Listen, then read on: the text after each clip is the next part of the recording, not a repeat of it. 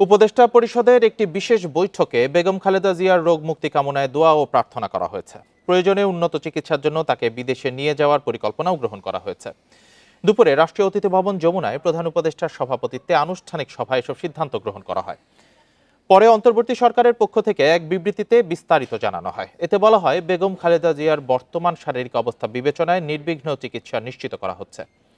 একই সঙ্গে তার নিরাপত্তা, যাতায়াতের সুবিধা ও উচ্চ মর্যাদার কথা বিবেচনা করে তাকে রাষ্ট্রের অতি গুরুত্বপূর্ণ ব্যক্তি বা ভিভিআইপি ঘোষণা করার সিদ্ধান্ত নিয়েছে উপদেষ্টা পরিষদ।